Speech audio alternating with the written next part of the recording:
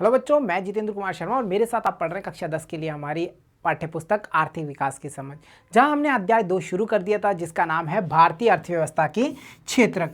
बच्चों, भारतीय अर्थव्यवस्था के क्षेत्रक को लेकर के अब तक इस अध्याय के 6 भागों का अध्ययन हमने कर लिया, जहां हमने ये जाना था कि क्षेत्रक क्या होते हैं, क्षेत्रकों का वर्गीकरण करना हमने सीखा। हमने ये देखा था कि कैसे जो ये हमारे प्राथमिक सेक्टर, द्वितीयक सेक्टर और तृतीयक सेक्टर हैं एक दूसरे से रिलेट होते हैं, कैसे ये एक दूसरे पर निर्भर होते हैं, कैसे एक दूसरे को प्रभावित करते हैं। इसी क्रम को आगे बढ़ाते हुए हमने बात कर ली थी सकल घरेलू उत्पाद यानी जीडीपी के बारे में हमने समझ बना ली थी। साथ ही साथ हमने ये देखा था कि जो अल्प बेरोजगारी की जो हमारी समस्या है वो हमारी अर्थव्यवस्था को कहां तक प्रभावित करती है और उसके क्या क्या निराकरण करने के उपाय हो सकते हैं, उन सब के बारे में हमने चर्चा कर ली थी। लास्ट पार्ट में हमने ये देखा था कि जो क्षेत्रक हैं उसमें हमने वर्गीकरण किया था, तो वहां हमने देखा था कि हम ये देख पा रहे थे संगठित क्षेत्रक और असंगठित क्षेत्रक के आधार पर हमने उनको वर्गीकृत किया, जहां हमने ये देखा था कि इन दोनों क्षेत्रकों में क्या क्या मूलभूत अंतर है, कौन सा क्षेत्रक ऐसा है जो सर्वाधिक उपयोगी है, बहुत बढ़िया माना गया है, और कौन सा ऐसा क्षेत्रक है जिसे निम्न कोटि का माना गया है। हमारा जवाब निकल के आया था कि असंगठित क्षेत्रक एक ऐसा क्षेत्रक है जहां पर आज भी सुधार की काफी ज्यादा जरूरत हमें होती है। तो आज की हमारी कक्षा में हम शुरू करेंगे हमारा भाग संख्या 7, और इसमें हम ये देखेंगे कि जो हमारा असंगठित क्षेत्रक है वहां के जो श्रमिक हैं उनका संरक्षण हम कैसे करें। तो भाई साहब, कैसे बढ़ने से पहले हमें पता होना चाहिए क्यों करना है, इसका जवाब हमें चाहिए ना। तो चलिए सबसे पहले हम ढूंढते हैं इसी चीज का जवाब कि असंगठित क्षेत्र के श्रमिकों का संरक्षण कैसे हो और इस संरक्षण की आवश्यकता हमें क्यों है। तो देखिए क्यों का जवाब मिलता है हमें, संगठित क्षेत्र अत्यधिक मांग पर ही रोजगार प्रस्तावित करता है। जाहिर सी बात है भाई, बैंक की जॉब है, ऐसा तो नहीं सबके लिए खुलती है, नहीं खुलती ना। ये जॉब खुलती क्या है, इसे एक सीमित संख्या में यहाँ रोजगार उपलब्ध होता है। तो हमारे जो ये कथन है कि संगठित क्षेत्रक अत्यधिक मांग होने पर ही रोजगार प्रस्तावित करता है, बिल्कुल क्लियर होता है। लेकिन संगठित क्षेत्रक में रोजगार के अवसरों में अत्यंत धीमी गति से वृद्धि हो रही है, और इसका एग्जाम्पल हमने हमारे लास्ट पार्ट में देखा भी था। बैंक वाला एग्जाम्पल लिया था ग्रामीण बैंक का, जहां हम देखे थे ज्यादा से ज्यादा 15 को रोजगार मिलेगा, बस इससे ऊपर नहीं जाएंगे। तो फिर हम ये भी देख पा रहे थे बाकी लोग क्या करेंगे, वो असंगठित की ओर मूव करेंगे और वहां उनका शोषण होना शुरू हो जाएगा।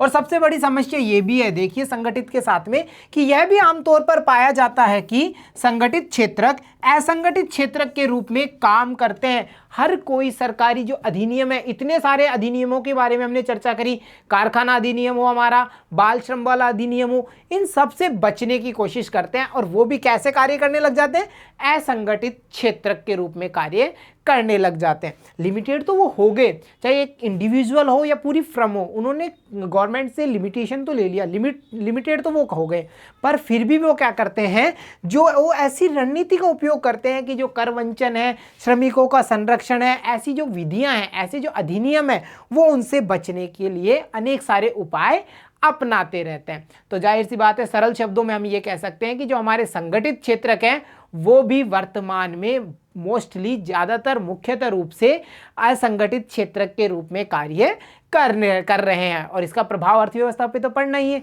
चलिए आगे देखते हैं और क्या क्या समस्याएं आ रही हैं। परिणामतः बहुत से श्रमिक असंगठित क्षेत्रक में काम करने के लिए विवश हुए हैं जहां बहुत कम वेतन मिलता है। ये तो हमारी असंगठित क्षेत्र की समस्या ही है ना, कम वेतन भी मिलेगा, उनको किसी प्रकार की चिकित्सीय लाभ नहीं मिलता, किसी प्रकार का सवैतनिक अवकाश नहीं मिलता है, उन्हें हम कहते हैं रोजगार की फुल गारंटी भी नहीं है, उनके जो सुरक्षित वातावरण है वो भी उन्हें उपलब्ध नहीं कराया जाता। तो ये सारी समस्याएं होती हैं जिनसे एक असंगठित क्षेत्र में काम करने वाला श्रमिक है वो जूझता रहता है। उनका प्राय शोषण किया जाता है और उन्हें उचित मजदूरी नहीं दी जाती, उनकी आय कम है और नियमित नहीं है। ये भी जरूरी नहीं है भाई, उनकी आय कम तो है पर वो कम आय भी उनको नियमित नहीं मिलती है। इसका एग्जाम्पल हमने देखा, सड़क पर काम करना या सड़क का निर्माण करने वाले जो मजदूर हैं उन्हें रोजगार तब तक ही मिलेगा जब तक कि वो सड़क निर्मित हो रही है। जैसे ही काम पूरा, उन्हें उनका हिसाब किया और घर भेज दिया गया। समझ रहे हो ना। तो इस हिसाब से हम ये देख पा रहे हैं कि जो असंगठित क्षेत्रक हैं वो हमारी अर्थव्यवस्था में सबसे बड़ी परेशानी खड़े करते हैं इन श्रमिकों के शोषण के साथ साथ। इसमें रोजगार का संरक्षण नहीं है और न ही इसमें कोई लाभ है। तो भाई इतनी समस्या तो हमारे सामने आ गई। अब हमने ये तो देख लिया कि भाई इन सब समस्याओं के लिए हम ये देखते हैं कि जो असंगठित क्षेत्र के जो श्रमिक हैं हमें उनका संरक्षण करना होगा, कुछ ऐसी नीतियाँ बनानी होंगी, कुछ ऐसे नियम कायदे बनाने होंगे जो हमने संगठित क्षेत्रकों के लिए बनाए हैं, उन्हें यहाँ भी लागू करना होगा, तभी इन श्रमिकों का शोषण रुक सकता है। बच्चों इसी क्रम में देखिए, सन अगर 1990 से हम ये देखें, आंकड़ों पर अध्ययन करें, तो हमें ये पता चलता है कि संगठित क्षेत्र के बहुत अधिक श्रमिक अपना रोजगार खोते जा रहे हैं। ऐसा क्यों हो रहा है भाई? संगठित क्षेत्रक तो वो क्षेत्रक है जहां पर रोजगार की गारंटी होती है। फिर भी अगर 1990 के बाद के हम आंकड़े देखना शुरू करें तो हमें पता चलता है कि बहुत अधिक श्रमिक ऐसे हैं जो अपना रोजगार खोते जा रहे हैं। और इसका आंसर मिलेगा हमें पिछले पैरा की उस लाइन में जिसने ये कहा था कि आज वर्तमान में जो संगठित क्षेत्रक हैं वो भी कर वंचन से बच रहे हैं, श्रमिकों के जो नियम अधिनियम कानून बनाए गए हैं उनका पालन करने से बच रहे हैं और वो कार्य कर रहे हैं एक असंगठित क्षेत्रक के रूप में। तभी हम देखें कि हमारे जो संगठित क्षेत्रक हैं उनमें भी बहुत अधिक श्रमिक हैं जो अपना रोजगार खोते जा रहे हैं। ये लोग असंगठित क्षेत्रक में कम वेतन पर काम करने के लिए विवश हैं।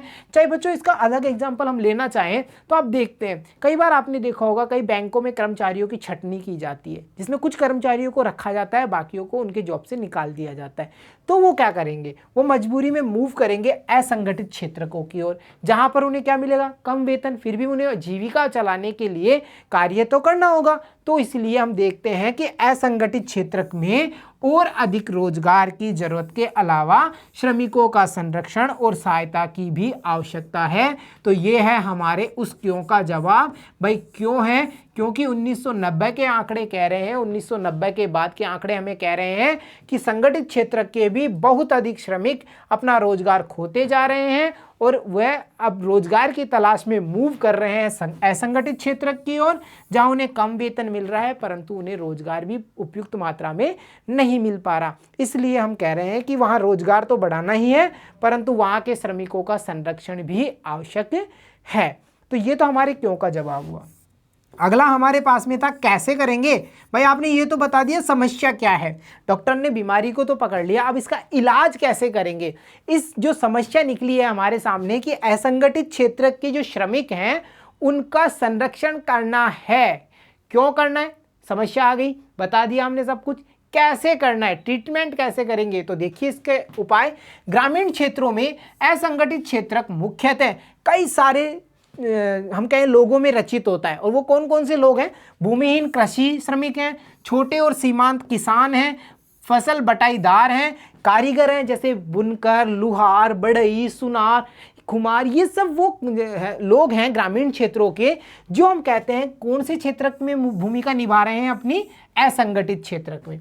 हमने इनका पता कर लिया। भाई समस्या इन लोगों के साथ में, साथ ही साथ देखिए भारत में लगभग 80% ग्रामीण परिवार छोटे और सीमांत किसानों की श्रेणी में आते हैं। तो ये समस्या छोटी नहीं है भाई, 80% जो ग्रामीण जनसंख्या है हमारी वो हम ये देख पा रहे हैं छोटे और सीमांत किसानों में आती है।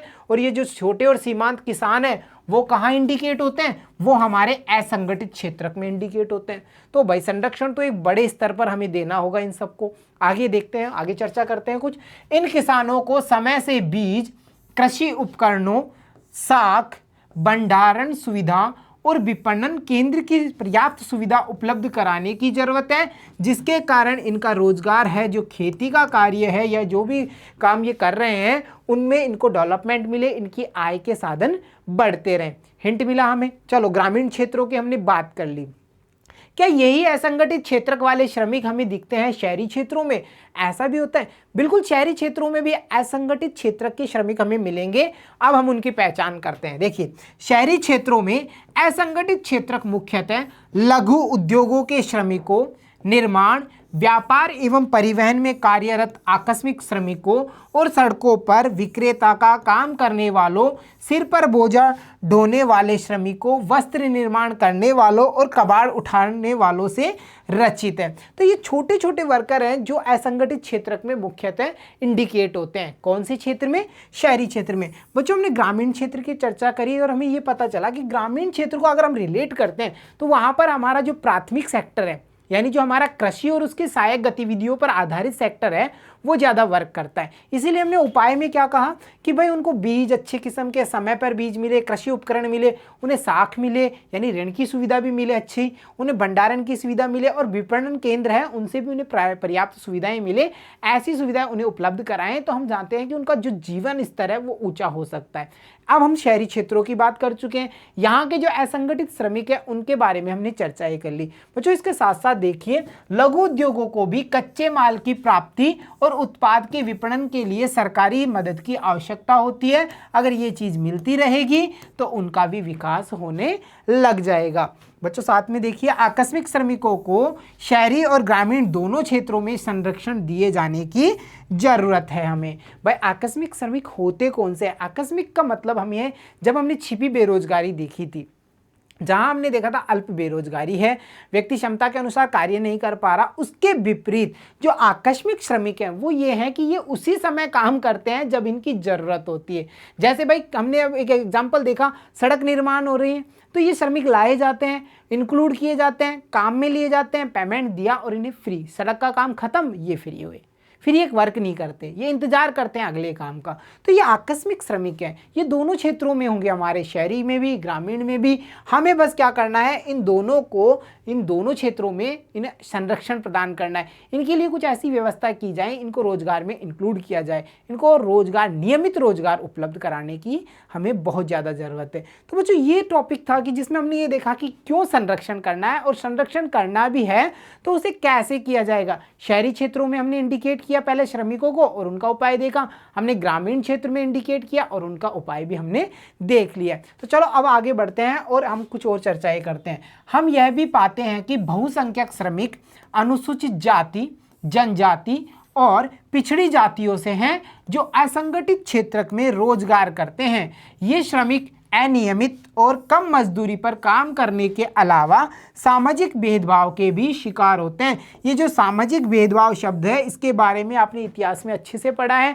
ये सामाजिक भेदभाव भी हमें दूर करना होगा, तभी हम इनका विकास कर सकते हैं। अतः आर्थिक एवं सामाजिक विकास के लिए असंगठित क्षेत्र के श्रमिकों को संरक्षण और सहायता अनिवार्य है। तो ये सारा कॉन्सेप्ट था हमारा, असंगठित क्षेत्र में संरक्षण कैसे और क्यों देना है पे आधारित था। यहाँ से हमारे एग्जाम को रिलेट करके निबंधात्मक प्रश्न बनता है जिसका आंसर हम एज इट इज राइट कर सकते हैं। बच्चों ये हमारा टॉपिक था। चलिए अब मूव करते हैं एक नए टॉपिक पे, और हमारा जो आज का नया टॉपिक है वो है स्वामित्व के आधार पर क्षेत्रक। मतलब स्वामित्व, भाई स्वामित्व मतलब मेरा हक, मालिकाना हक। इस हक के आधार पर क्या हम इन क्षेत्रकों का डिवाइडेशन कर सकते हैं? जी बिल्कुल कर सकते हैं। और इस स्वामित्व को जब हम आधारित करते हैं, इस स्वामित्व के आधार पर हम क्षेत्रक देखते हैं, तो हम क्षेत्रकों को दो भागों में बांट सकते हैं। वो होंगे हमारे सार्वजनिक क्षेत्रक और निजी क्षेत्रक। भाई देखिए पहले हम कोई भी परिभाषा देखते हैं, अब तक हमने चैप्टर्स किए, हम सब में जब परिभाषा ढूंढने चले थे, चाहे हम विकास से शुरू होते हैं तो हम शाब्दिक अर्थ पे जाते हैं। तो यहाँ हम शाब्दिक अर्थ देखते हैं। सार्वजनिक की बात करते हैं। सार्वजनिक सबका है भाई, सार्वजनिक सरल शब्दों में देखा हमने, सबके लिए है, कोई दिक्कत नहीं, सबका है, ठीक है। निजी की बात करें, पर्सनल प्रॉपर्टी है, भाई मेरा खुद का निजी है। तो हम ये समझ पा रहे हैं कि जब स्वामित्व की बात आती है तो क्षेत्रक दो प्रकार के होंगे। एक ऐसा क्षेत्रक होगा जिसमें सार्वजनिक सबका अधिकार माना जाएगा, और एक ऐसा क्षेत्रक होगा जिसमें किसी व्यक्ति या किसी फर्म का अधिकार माना जाएगा। अब फर्म का अधिकार है, व्यक्ति का अधिकार है, निजी क्षेत्रक है। सार्वजनिक में सब कौन? तो हम ये देखेंगे कि सबका, हम ये देखते हैं कि जो जनता के द्वारा जनता के लिए चुनी गई है वो कौन होगी? हमारी सरकार होगी। तो सरकार का स्वामित्व जिस क्षेत्रक पे होगा वो हमारे सार्वजनिक क्षेत्रक के अंतर्गत आएंगे, और जो किसी पर्सनल व्यक्ति के द्वारा किए जाएंगे, या हम देखें जिन पर जो स्वामित्व की बात करें वो किसी पर्सनल व्यक्ति का होगा या फिर किसी निजी फर्म का होगा, तो वो हमारे निजी क्षेत्रक में इंडिकेट होंगे। ये तो हमारी शाब्दिक परिभाषा हुई समझने के लिए। तो चलिए अब इसकी हम जो हमारी परिभाषा है उचित प्रकार की, उस पर नज़र डालते हैं। देखो बच्चों, सार्वजनिक क्षेत्रक क्या होते हैं? ऐसे क्षेत्रक जिसमें अधिकांश परिसंपत्तियों पर सरकार का स्वामित्व होता है और सरकार ही सभी सेवाएं उपलब्ध कराती है, उन्हें हम सार्वजनिक क्षेत्र कहते हैं। जैसे रेलवे की बात कर लें, हम डाकघर की बात कर लेते हैं, परिवहन की बात कर लेते हैं। परिवहन में हम ये देखेंगे निजी प्रकार के ट्रैवल्स भी होंगे, पर हम मोटे तौर पर अगर हमारे राज्य पथ परिवहन निगम की बात करते हैं तो हम उसे हमारे सार्वजनिक क्षेत्र में इंक्लूड कर लेते हैं। तो समझ में आ रहा है भाई, ऐसे क्षेत्र जिसमें जो परिसंपत्तियां हैं उस पर सरकार का स्वामित्व होगा और सरकार ही यहाँ पर सेवाएं उपलब्ध कराएगी, सारी रेस्पॉन्सिबिलिटी सरकार के माथे है, वो हमारे सार्वजनिक क्षेत्र के अंतर्गत आएंगे। इसके कुछ एग्जाम्पल्स हमने यहाँ देख लिए। एग्जाम्स के पॉइंट ऑफ व्यू से हम 2 एग्जाम्पल्स हमारे लिए इनफ होते हैं, आप मेंशन ज़्यादा भी कर सकते हैं। क्लियर है? ये हमारी हम कहें डेफिनेशन की बात हुई सार्वजनिक क्षेत्रक की। चलिए दूसरे प्रकार के क्षेत्रक को देखते हैं, जो हमारा निजी क्षेत्रक है। अगर निजी क्षेत्रक की बात करें उससे विपरीत होगा, जो हमारा सार्वजनिक क्षेत्रक था उससे विपरीत। कैसे? ऐसे क्षेत्रक जिसमें परिसंपत्तियों पर एकल व्यक्ति या कंपनी का स्वामित्व होता है तथा सेवाओं की जिम्मेदारी भी इन्हीं की होती है, तो उन्हें हम निजी क्षेत्रक कहते हैं। जैसे अब देखिए, Tata iron and steel company limited, TISCO की हम बात कर लें, रिलायंस इंडस्ट्रीज की हम बात कर लें, तो ये सब इंडस्ट्रीज हैं जो किसकी हैं? किसी पर्सनल व्यक्ति की हैं, किसी पर्सनल फर्म की हैं, कंपनी की हैं। तो यहाँ हम ये समझ पा रहे हैं कि स्वामित्व के आधार पर हमारे क्षेत्रकों को 2 भागों में वर्गीकृत किया गया है, हमारे सार्वजनिक क्षेत्रक और हमारे निजी क्षेत्रक। चलो ये बात तो इनकी परिभाषा की और प्रकारों की। क्या इन दोनों की हम तुलना भी कर सकते हैं? इन दोनों की जरूरत हमारी अर्थव्यवस्था को कहाँ तक प्रभावित करती है, उसको समझने के लिए हमें पहले इनकी तुलना करनी होगी कि भाई इनका मोटिव क्या है, इनका ध्येय क्या है, दोनों का ध्येय क्या है। तो चलिए एक तुलना पर नजर डालते हैं। निजी क्षेत्रक व सार्वजनिक क्षेत्रक की अगर हम तुलना करने लगे बच्चों, तो देखिए निजी क्षेत्र की जो गतिविधियां होंगी, उनका जो ध्येय है, उनका जो टारगेट लक्ष्य है उनका, वो है लाभ अर्जित करना। क्या है भाई? लाभ, प्रॉफिट कमाना है। निजी क्षेत्र की जितनी भी गतिविधियां होंगी सबका मतलब क्या है? प्रॉफिट होना चाहिए, कंपनी को नुकसान नहीं होना चाहिए, जिस व्यक्ति की फर्म है उसको नुकसान नहीं होना चाहिए, लाभ, प्रॉफिट। और इनकी जो सेवाएं हैं उनको प्राप्त करने के लिए हम इन एकल स्वामियों और जो कंपनियां हैं उनको हमें क्या करना पड़ता है? भुगतान करना पड़ता है। आज रिचार्ज कराते हैं, भुगतान करो ना, करना पड़ेगा ना। क्यों करना है? क्योंकि ये निजी क्षेत्र की बातें आ रही हैं हमारे सामने निकल के। हम बिल्कुल सरल एग्जांपल लेंगे जिससे हमें ये समझ में आता है। हमने रिचार्ज का एग्जांपल लिया, बिल्कुल आसान सा एग्जांपल है। आपको मोबाइल फ़ोन में रिचार्ज करना है, एयरटेल वाला है चाहे कोई भी कंपनी का हो, वो एक प्राइवेट कंपनी है, निजी क्षेत्र के अंतर्गत आती है। उसका काम क्या है? वो आपको सेवाएं देगी, परंतु उसको क्या चाहिए? प्रॉफिट चाहिए। उसको आप से मतलब नहीं है, उसको अपने लाभ से मतलब है। क्या ऐसा हो सकता है कि आपको 50 रुपए के रिचार्ज में 300 रुपए का बैलेंस दिया जा सके? पॉसिबल नहीं है ना, लाभ नहीं है ना कंपनी को। तो हम ये समझ रहे हैं कि निजी क्षेत्र की जो गतिविधियां होंगी उनका ध्येय केवल मात्र लाभ होता है, और अगर हमें इनकी सेवाएं प्राप्त करनी है तो इनके जो स्वामी हैं, एकल स्वामी हो चाहे कंपनी हो, उसे हमें कोई ना कोई भुगतान करना पड़ता है। चलो ये बात हुई हमारे निजी क्षेत्र की। चलो अब सार्वजनिक क्षेत्र के ध्येय पर नजर डालते हैं। सार्वजनिक क्षेत्र का ध्येय केवल लाभ कमाना नहीं होता।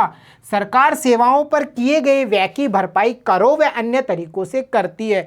जाहिर सी बात है, सरकार की ये जिम्मेदारी है कि सार्वजनिक क्षेत्र की सुविधाएं उपलब्ध कराएं। लाभ हानि को वो नेगलेक्ट करते हैं। सरकार, देखते होंगे हम कई बार देखते हैं कि हमारा जो परिवहन डिपार्टमेंट है घाटे में जा रहा है, फिर भी चल रहा है ना। क्यों चल रहा है? सरकार उसे अनुदान करती है, कुछ अंश वहन करती है, कुछ हम पब्लिक से टिकट से अरेंज कर रहे हैं, कुछ करों से उसको भुगतान किया जा रहा है। तो हम ये समझ पा रहे हैं कि निजी क्षेत्र का जहां ध्येय लाभ होता है, वहीं पर हमारे सार्वजनिक क्षेत्र का ध्येय केवल लाभ नहीं होता, और वहां पर जो मतलब सेवाएं हैं उनके लिए हमें भुगतान तो करना होता है, पर उसमें कुछ अंश सरकार भी वहन कर लेती है। अरे बिजली का बिल आ रहा है हमारा, देखो बिजली का बिल आता है, उसमें हम ये देखते हैं लास्ट में कॉलम होता है सरकार द्वारा वहन की गई राशि, मतलब कुछ अंश वहां पर हम ये देखते हैं कुछ अंश सरकार के द्वारा भी वहन किया गया है। तो हम ये समझते हैं फिर ये व्यय कहाँ से लाएगी सरकार, पैसा कहाँ से आ रहा है? वो हमारे करों से या अन्य तरीकों से कमाती है। और ये कर वगैरह की चर्चा हम हमारे अध्याय संख्या 3 में जरूर करेंगे, जहां मुद्रा और साख बातें करेंगे, बैंकिंग से रिलेट करके हम टॉपिक देखेंगे। वहां हम अध्याय 3 में देखेंगे कि कर क्या होते हैं, करों का भुगतान कैसे किया जाता है, इन सब की चर्चाएं हम वहां कर लेंगे। तो ये जो एक छोटी सी तुलना हमने की है निजी क्षेत्रक और सार्वजनिक क्षेत्रकों की, तो आसान शब्दों में सरल सी 2 लाइन में खत्म करें तो देखो, निजी क्षेत्र का लाभ जो ध्येय है वो है लाभ कमाना, और यहाँ पर अगर सेवाएं लेनी है तो आपको पेमेंट देना होगा, भाई कुछ ना कुछ पे करना होगा। सार्वजनिक क्षेत्र का ध्येय केवल लाभ कमाना नहीं है, और यहाँ पर जो हम भुगतान करते हैं उसके अलावा जो सरकार यहाँ का वहन करती है वो करों से या अन्य तरीकों से करती है। क्लियर हुआ? तो चलिए नजर डालते हैं एक अब तक के रिकैप पे। हमने ये देखा कि असंगठित क्षेत्र क्या है, इनकी जो समस्याएं हैं उनके बारे में हमने चर्चा कर ली। साथ ही साथ हमने ये देखा कि इन समस्याओं का निराकरण कैसे किया जा सकता है उसको हमने समझ लिया। हमने स्वामित्व के आधार पर जो हमारे क्षेत्र है उनका वर्गीकरण किया है, और प्रत्येक वर्गीकरण की तुलना भी हमने आज के हमारे भाग में कर ली है। तो बच्चों, उम्मीद करता हूं आप आसानी से समझ पा रहे होंगे हमारी भारतीय अर्थव्यवस्था के क्षेत्रक से जुड़े हुए इन सभी टॉपिक्स को, और एंजॉय कर रहे होंगे क्लासेस के साथ में। तो जुड़े रहिए हमसे, देखते रहिए, सीखते रहिए। मिलता हूं आपसे अगली कक्षा में, तब तक के लिए धन्यवाद बच्चों।